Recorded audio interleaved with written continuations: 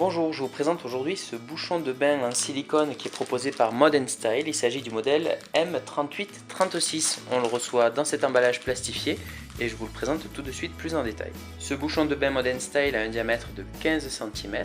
Le nom de la marque est rappelé sur un côté du bouchon. On peut constater au centre qu'il y a une sorte de petite poignée pour pouvoir le saisir. Et après, on constate que d'un côté, le bouchon est entièrement lisse et de l'autre côté, en fait, on a des rainures. Au niveau de l'épaisseur, les bords sont plutôt fins et au centre, on a une bonne épaisseur. La matière utilisée, c'est du 100% silicone et ce bouchon est fabriqué en Chine. Les utilisations de ce bouchon Mod & Style sont variées. On peut tout d'abord s'en servir pour remplir d'eau un évier ou une douche qui n'est pas déjà pourvue d'un bouchon. On va pouvoir par exemple faire prendre le bain à un bébé ou faire tremper de la vaisselle, etc. On peut également s'en servir, et c'est pour cela que moi je l'utilise, pour stopper les remontées de mauvaises odeurs qui peuvent arriver de par la bonde.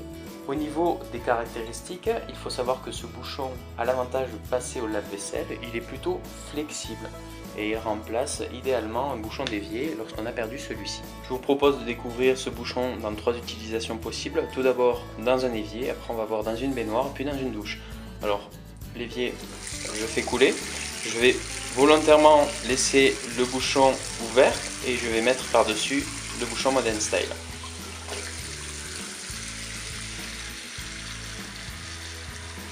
Pour assurer une bonne étanchéité du bouchon, avec le doigt, je vais plaquer le bouchon contre le fond de l'évier, sans trop appuyer parce qu'il adhère déjà bien. Si je coupe l'eau, on constate qu'il n'y a pas de fuite. Pour vider l'évier, on va saisir le bouchon par le point central.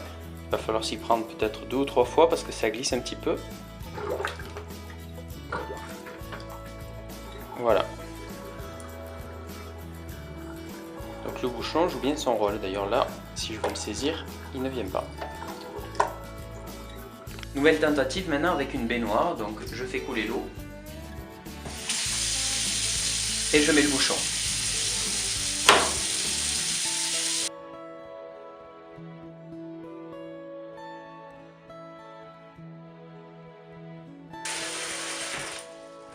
Comme pour l'évier tout à l'heure, on constate que l'eau est bien contenue dans la baignoire et qu'il n'y a pas de fuite, donc le bouchon joue parfaitement son rôle. Dernier essai, on va vérifier l'étanchéité d'un bac à douche avec ce bouchon.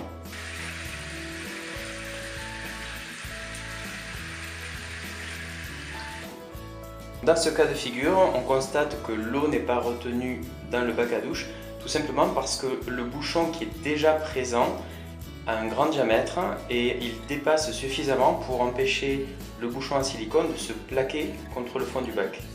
Donc dans certains cas de figure, le bouchon ne pourra pas jouer son rôle. Au niveau des points positifs, j'apprécie tout d'abord le grand diamètre de ce bouchon. Je trouve qu'il offre une bonne étanchéité, je le trouve globalement résistant, peu cher puisqu'à l'heure où je fais la vidéo il est vendu aux alentours de 5 €.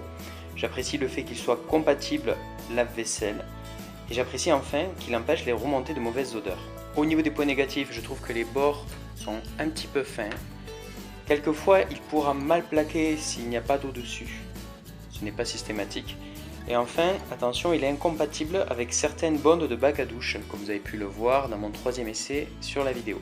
Je vous remercie d'avoir visionné cette vidéo et je vous dis à bientôt pour un prochain test.